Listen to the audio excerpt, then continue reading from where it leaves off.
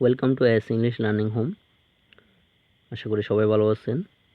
তো parts of স্পিচের উপর ইতিমধ্যে 2টি ভিডিও তৈরি করা হয়েছে, যেখানে পার্টস অফ স্পিচের প্রকারগুলো আলোচনা করা হয়েছিল। তো এখন আমি এই পার্টস অফ স্পিচের মূলত এমসিকিউ এর মাধ্যমে, যাতে আপনাদের কারো যদি কোনো সমস্যা থাকে সেই সমস্যাগুলো যাতে সমাধান হয়, আমি এই 50টি এমসিকিউর মাধ্যমে পার্টস অফ স্পিচের প্রকারগুলো আলোচনা করব। এতে আপনারা কোনো ভর্তি পরীক্ষা বা চাকরির পরীক্ষার জন্য আশা করি আপনাদের সমস্যা থাকবে না, যদি এই 50টি এমসিকিউ আপনারা বুঝতে পারেন। তো এখানে আমি 25টা এমসিকিউ আলোচনা করব। এর পরবর্তীতে আমি আরেকটি ভিডিওতে 25টা আলোচনা করব। মোটামুটি 50টা এমসিকিউর মাধ্যমে আমি আপনাদেরকে পার্সেলসের সকল প্রকারগুলো আমি আপনাদেরকে বুঝিয়ে দেওয়ার চেষ্টা করব। তো আসুন আমরা শুরু করি। 1 নম্বরে দেখুন, বলা হচ্ছে have you hear the bad news. বলা হচ্ছে আপনি কি ওই খারাপ সংবাদটি শুনেছেন। এখানে দেখুন নিউজের আগে ব্যাডটা ব্যবহার করা হয়েছে। তো এই ব্যাডটা কি সেটা বোঝার জন্য আপনাকে ব্যাডের পরে শব্দটা বুঝতে হবে। ব্যাডের পরে নিউজটা হচ্ছে নাউন। তো আমরা জানি যে নাউনকে মডিফাই করে কিন্তু অ্যাজেটিভ। সুতরাং ব্যাডটা কি অ্যাজেটিভ, কারণ এই ব্যাড দ্বারা নিউজটাকে বোঝানো হচ্ছে, অর্থাৎ খারাপ বোঝানো হচ্ছে, তাহলে এটা কি অ্যাজেটিভ। অর্থাৎ নাউনের আগে সবসময় অ্যাজেটিভ বসে, এই কথাটা মনে রাখবে, নাউনের আগে সবসময় অ্যাজেটিভ বসে। 2 নম্বরটা বলা হচ্ছে everyone made at the market. সবাই মার্কেটে কি করেছিল, সাক্ষাৎ করেছিল। তাহলে এখানে এভরিওয়ান দ্বারা কাকে বোঝানো হচ্ছে, ওই ব্যক্তিগুলোকে বোঝানো হচ্ছে যারা কিন্তু নাউন। সুতরাং এমন যেই শব্দগুলো দিয়ে সাধারণত নাউনকে বোঝানো হয় ওই শব্দগুলো হচ্ছে প্রনাউন। সুতরাং এভরিওয়ানটা কি একটা প্রনাউন। তো এটার আলাদা একটা নাম রয়েছে যেটা হচ্ছে ডিস্ট্রিবিউটিভ প্রনাউন। তো এখানে যেহেতু শুধু প্রনাউন দিচ্ছে আমরা, অর্থাৎ আপনারা ধরে নেবেন এটা একটি প্রনাউন, অর্থাৎ ইচ, এভরিওয়ান, তো এগুলো এভরিবডি, এগুলো হচ্ছে কি প্রনাউন। তারপর হচ্ছে 3 নম্বর দেখেন হুররা we have on the match.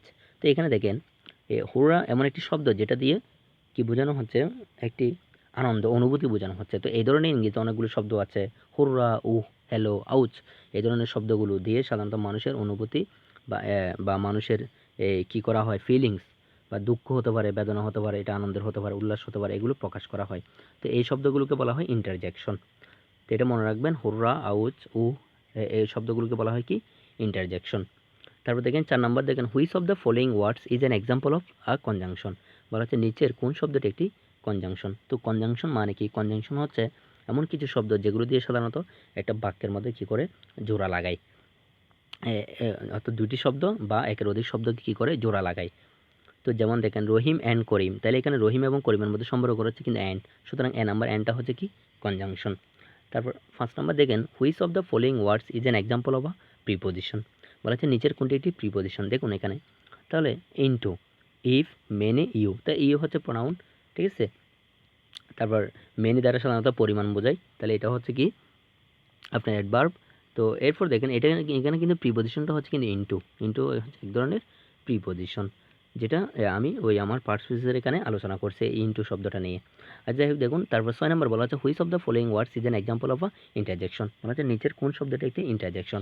তো ইতিমধ্যে বলা হয়েছে যেখানে দেখুন বেরি, হোয়েন, আউচ, ইন। তো ইন হচ্ছে প্রিপোজিশন, ঠিক আছে, আর হোয়েন হচ্ছে আপনার ইন্টারোগেটিভ প্রোনাউন, আর বেরি এটা হচ্ছে অ্যাডভার্ব।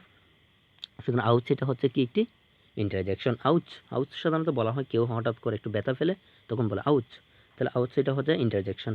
7 নম্বরটা দেখুন I bought a beautiful dress at the market. তো আপনাদের ইতিমধ্যে একটি কথা বলা হয়েছিল যে কোনো নাউনের আগে যেটি বসে এটা হচ্ছে অ্যাডজেটিভ। তাহলে এখানে ড্রেসটা হচ্ছে নাউন, নাউনের আগে অ্যাডজেটিভ বিউটিফুল বসছে, সুতরাং এটা কি একটি অ্যাডজেটিভ, কারণ নাউনকে মডিফাই করে অ্যাডজেটিভ। তো এরপর দেখুন 8 নাম্বার হচ্ছে which of the following words is an example of a noun. নিচের কোনটি একটি নাউন। তো দেখুন শর্ট, ওয়াক, ডগ, দা। তো শর্ট মানে খাটো, আমি যদি বলি লোকটি খাটো, তাহলে লোকটি হচ্ছে কিন্তু নাউন আর শর্টটা হচ্ছে অ্যাডজেটিভ, কারণ নাউন সম্পর্কে যেটা প্রকাশ করে এটা অ্যাডজেটিভ, সুতরাং এটা অ্যাডজেটিভ। আর ওয়াক হতো কিন্তু হাঁটা, তাহলে হাঁটা একটা কাজ, এটা ভার্ব। তার ডগ হচ্ছে কুকুর, আর দি এটা কিন্তু আপনার কি নয়, এটা একটি আর্টিকেল। তাহলে ডগটা হচ্ছে কি একটি নাউন, যেটাকে বলা হয় কমন নাউন, সুতরাং ডগটা নাউন। 9 নাম্বারটা দেখুন which of the following is a preposition. নিচের কোনটি একটি প্রিপোজিশন। তো মেক তো তৈরি করা এটা ভার্ব, আর ক্যান হচ্ছে একটি মডেল অক্সিলারি ভার্ব, আর গোল্ড এটা অর্থাৎ নাউন, এটা হচ্ছে সোনা। তাহলে বি নাম্বারটা হচ্ছে বিহাইন্ড, এটা হচ্ছে একটি প্রিপোজিশন। 10 নাম্বারটা দেখুন which of the following is an adjective. নিচের কোনটি একটি অ্যাডজেক্টিভ। তো অ্যাডজেক্টিভ মানে কি, অ্যাডজেক্টিভ মানে হচ্ছে আমরা যেটা নাউন সম্পর্কে প্রকাশ করি। এখানে দেখুন রান তো দৌড়ানো একটা ভার্ব, বক্স একটা নাউন, ঠিক আছে। তার হচ্ছে শার্ট অর্থাৎ একটা জামা, তাহলে এটা হচ্ছে কি নাউন। সুতরাং ব্লু হচ্ছে অ্যাডজেক্টিভ, কারণ যেমন ধরেন বলে আমি দ্য স্কাই ইজ ব্লু, অর্থাৎ আকাশটি নীল, তাহলে আকাশ হচ্ছে নাউন, ব্লুটা হচ্ছে অ্যাডজেটিভ, কারণ নাউন সম্পর্কে যেটা প্রকাশ করি সেটা হলো অ্যাডজেটিভ। 11 নম্বর দেখেন which of the following is an adverb, নিচের কোনটি একটি অ্যাডভার্ব। তাহলে দেখুন শর্ট অর্থ খাটো, খাটো যেটা ইতিমধ্যে বলা আছে এটা অ্যাডজেটিভ। স্ট্যান্ড অর্থ দারুণ একটা ভার্ব, আর স্মার্ট যেটা আমরা মানুষ সম্পর্কে প্রকাশ করি সেটা হলো অ্যাডজেটিভ। সুতরাং কুইকলি হচ্ছে অ্যাডভার্ব। আর অ্যাডভার্ব চেনার একটা আপনার লক্ষণ হচ্ছে সাধারণত অ্যাডভার্বের পরে ম্যাক্সিমাম অ্যাডভার্বের পরে এলওয়াই থাকে, ঠিক আছে, এটা হচ্ছে অ্যাডভার্ব সিনের একটা আপনি অর্থাৎ সিনে রাখবেন। তার 12 নম্বর হচ্ছে which of the following is not a pronoun, which of the following is not a pronoun, নিচের কোনটি একটি কী নয়, প্রোনাউন নয়। দেখুন হিম, টেল, দে, শি, তাহলে এখানে ভিন্ন একটা শব্দ সেটা হলো টেল, টেল তো বলা, আর হিম, দে, শি এগুলো সবগুলো কি হচ্ছে প্রোনাউন। সুতরাং টেল তো বলা, এটা হচ্ছে একটা ভার্ব, সুতরাং এটা কি নয়, প্রোনাউন নয়, ঠিক আছে। তারপর 13 নম্বর দেখেন identify the sentence that has a preposition, বলা হচ্ছে ওই সেন্টেন্স শনাক্ত করে যেখানে একটি কী রয়েছে, প্রিপোজিশন রয়েছে। যেমন দেখুন দ্য ক্যাট রান, তাহলে keep working hard, we will talk, ঠিক আছে। তারপর যে she asked about the dog, এখানে শুধুমাত্র প্রিপোজিশন রয়েছে কোথায়, এ নাম্বার, অ্যাবাউটটা হচ্ছে প্রিপোজিশন। কারণ দেখুন দ্য ডগ হচ্ছে নাউন, আমরা জানি নাউন প্রোনাউনের মধ্যে নাউন প্রোনাউনের সাথে অন্যান্য শব্দের কী রয়েছে একটা সম্পর্ক তৈরি করার জন্য আমরা কী করি, সাধারণত প্রিপোজিশনে ব্যবহার করা হয়। তাহলে অ্যাবাউট এখানে দ্য ডগ এর সাথে শি আস্কড এর সাথে একটা সম্পর্ক তৈরি করছে কিন্তু অ্যাবাউটটা, সুতরাং অ্যাবাউট হচ্ছে একটা প্রিপোজিশন, এখানে আর কোথাও প্রিপোজিশন নেই। তারপর দেখুন 14 নম্বর he is an old friend of mind, বলা হচ্ছে সে আমার একটি বন্ধু। দেখুন তাহলে এখানে ফ্রেন্ড মানে বন্ধু, বন্ধু মানে হচ্ছে একটি সম্পর্কের নাম। তো ব্রাদার, সিস্টার, ফাদার, ব্রাদার অর্থাৎ যত ধরনের সম্পর্ক রয়েছে এই সবগুলো কিন্তু কি নাউন, কারণ এগুলো দ্বারা ব্যক্তি বোঝানো হচ্ছে, ঠিক আছে, যাদের একটি স্বাধীন অস্তিত্ব রয়েছে। সুতরাং ফ্রেন্ডটা হচ্ছে একটি কি নাউন, অবভিয়াসলি নাউন। তারপর দেখেন 15 নম্বর বলা হচ্ছে I was presently surprised when she gave me the gift. তাহলে এখানে প্রেজেন্টলি শব্দটা কি, দেখুন প্রেজেন্টলি শব্দটা কি, এটার পরের শব্দটা আপনি যদি চিন্তা করেন আপনি বুঝতে পারবেন। দেখুন সারপ্রাইজড, সারপ্রাইজটা কি, সারপ্রাইজটা হচ্ছে আই ওয়াজ সারপ্রাইজড, অর্থাৎ আমি বিস্মিত হয়েছিলাম। তো সারপ্রাইজটা হচ্ছে অ্যাডজেটিভ, তো অ্যাডজেটিভকে মডিফাই করে কিসে, অ্যাডজেটিভকে মডিফাই করে অ্যাডভার্ব, ঠিক আছে, সবসময় মনে রাখবেন অ্যাডজেটিভ ভার্ব এবং অ্যাডভার্বকে মডিফাই করে অ্যাডভার্বে, আর নাউন প্রনাউনকে মডিফাই করে অ্যাডজেটিভ। সুতরাং সারপ্রাইজ যদি অ্যাডজেটিভ হয় তাহলে সারপ্রাইজটার আগেরটা কী হবে, অবশ্যই অ্যাডভার্ব হবে, ঠিক আছে, তাহলে এটা হচ্ছে অ্যাডভার্ব। 16 নম্বর দেখেন I never expected that I ode win the first prize, একটা কথা বলেছিলাম যে এইখানে ফার্স্ট প্রাইজ, তাহলে প্রাইজটা কি বললে আপনি ফার্স্টটা কি বলতে পারবেন, প্রাইজটা হচ্ছে এটি নাউন, কারণ প্রাইজ দ্বারা একটা পুরস্কার বোঝাচ্ছে, একটি জিনিসকে বোঝানো হচ্ছে, ওইটা হচ্ছে নাউন। তো প্রাইজের আগে যেটা আছে সেটা হলো কি নাউনকে মডিফাই করে কিসে, অ্যাডজেটিভ, সুতরাং ফার্স্টটা হচ্ছে অ্যাডজেটিভ। 17 নম্বর দেখেন it is more expensive to travel on Friday, বলা হচ্ছে শুক্রবারে ভ্রমণ করা এটি খুবই ব্যয়বহুল। তাহলে দেখুন ইট ইজ মোর এক্সপেন্সিভ, আপনি এক্সপেন্সিভটা কি জানলে মোরটা জানতে পারবেন। দেখুন এক্সপেন্সিভ মানে ব্যয়বহুল, ব্যয়বহুল বলা হচ্ছে অর্থাৎ ইট ইজ এক্সপেন্সিভ, যে কোনো একটি বিষয় সম্পর্কে বলা হচ্ছে এটি খুবই কি ব্যয়বহুল। তাহলে এক্সপেন্সিভটা কি, এক্সপেন্সিভ হচ্ছে অ্যাডজেটিভ, কারণ অন্য কিছু কোনো জিনিস সম্পর্কে আমরা যেটা বলি সেটা হলো কি অ্যাডজেটিভ, তো এক্সপেন্সিভটা হচ্ছে অ্যাডজেটিভ, তো অ্যাডজেটিভকে যেটা মডিফাই করে সেটা হলো কি অ্যাডভার্ব, তাহলে মোরটা কি একটা অ্যাডভার্ব। তার 18 নম্বর দেখেন that foolish man is a friend of mind, বলা হচ্ছে ওই ফুলিশটি আমার বন্ধু। তাহলে আমি কি, আমি হচ্ছে নাউন, তো আমাকে বোঝাবার জন্য, নাউনকে বোঝাবার জন্য অন্য যে শব্দগুলো ব্যবহার করা হয় সেগুলো হচ্ছে প্রনাউন। তাহলে মানিটা কি বলুন তো, মানিটা হচ্ছে প্রনাউন, ঠিক আছে।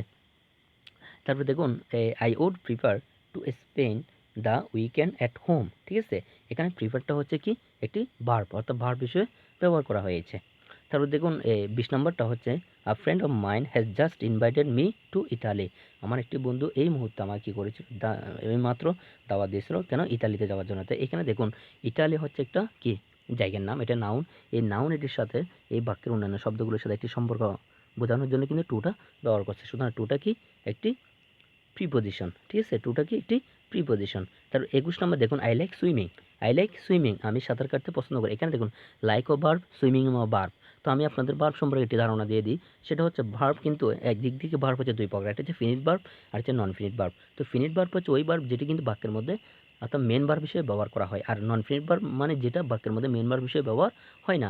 এখানে লাইকটা হচ্ছে ফিনিট ভার্ব, আর তাহলে সুইমিংটা কি, সুইমিংটা হচ্ছে কি নন ফিনিট ভার্ব। তাহলে নন ফিনিট ভার্ব আবার তিন প্রকার, একটা হচ্ছে জিরান, একটা হচ্ছে পার্টিসিপল, একটা হচ্ছে ইনফিনিটিভ। তো জিরান হচ্ছে যেটা নাউন হিসেবে ব্যবহার করে, আর পার্টিসিপলটা হচ্ছে কি যেটা অ্যাডজেক্টিভ হিসেবে ব্যবহার করে, আর ইনফিনিটিভ হচ্ছে ভার্বের সাথে সাধারণত টু থাকবে, অর্থাৎ কোনো ভার্বের আগে টু থাকলে ওটা হচ্ছে ইনফিনিটিভ। আপনাদের একসাথে ধারণা দিয়ে দিলাম। তাহলে এখানে সুইমিংটা কি, সুইমিংটা হচ্ছে জিরান, কারণ এটা পার্টিসিপল নয়, কারণ এটা যদি পার্টিসিপল হতো তাহলে এটার পর আরেকটি নাউন থাকতো, কারণ নাউনের আগে কিন্তু কি বসে অ্যাডজেক্টিভ বসে, অর্থাৎ পার্টিসিপল অ্যাডজেক্টিভ হিসেবে ব্যবহার হয়, জিরানটা হচ্ছে নাউন হিসেবে ব্যবহার হয়। তাহলে সুইমিংটা কি, সুইমিংটা হচ্ছে জিরান, কারণ এটা এখানে নাউন হিসেবে ব্যবহার করা হয়েছে, ঠিক আছে। তার 21 নম্বরের পরে দেখুন 22 নম্বরটা, the market here are open 4 AM until 2 PM। বলা হচ্ছে এখানে মার্কেটগুলো খোলা থাকে কটা, 2টা পর্যন্ত। তো 2টা পর্যন্ত কয়টা থেকে, 4টা থেকে। এখানে 4টা থেকে বোঝানো আছে, তাহলে থেকের জন্য আমরা ব্যবহার করি ফ্রম, তাহলে এখানে ফ্রম বসবে।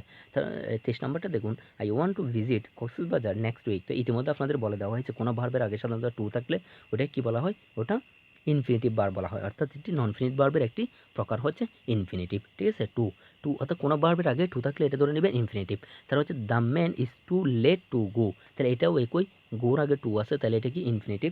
তারপর 25 নম্বর যেটা আছে সেটা হলো দে শুড বি রেডি, তাদের প্রস্তুত হওয়া উচিত টু গো, যেতে, অর্থাৎ তাদের যাওয়ার জন্য প্রস্তুত হওয়া উচিত 10 মিনিটস, অর্থাৎ বলা হচ্ছে 10 মিনিটের মধ্যে তাদের যাওয়ার জন্য প্রস্তুত হওয়া উচিত। তাহলে মধ্যে বোঝাবার জন্য সাধারণত আমরা কি ব্যবহার করি, ইন ব্যবহার করি। ঠিক আছে, তো এই হলো মূলত 25টা এমসিকিউ। এর পরবর্তীতে আরেকটি ভিডিওতে আর 25টা এমসিকিউ আমি আপনাদেরকে ইনশাল্লাহ বুঝিয়ে দিব, যাতে আপনারা এই 50টা এমসিকিউ যদি প্র্যাকটিস করেন, ইনশাল্লাহ আমি নিশ্চিত যে আপনারা যে কোনো ভর্তি পরীক্ষা বা চাকরি পরীক্ষার জন্য অর্থাৎ পার্ট সিরিজে আর কোনো সমস্যা আপনাদের থাকবে না। তো আমার আরেকটি ভিডিও পাওয়ার জন্য আপনারা আমার চ্যানেলটি সাবস্ক্রাইব করে রাখবেন, যাতে আমার ভিডিওটি আপনারা দেওয়ার সাথে সাথে পেয়ে যাবেন। তো সবাই আশা করি ভালো থাকবেন।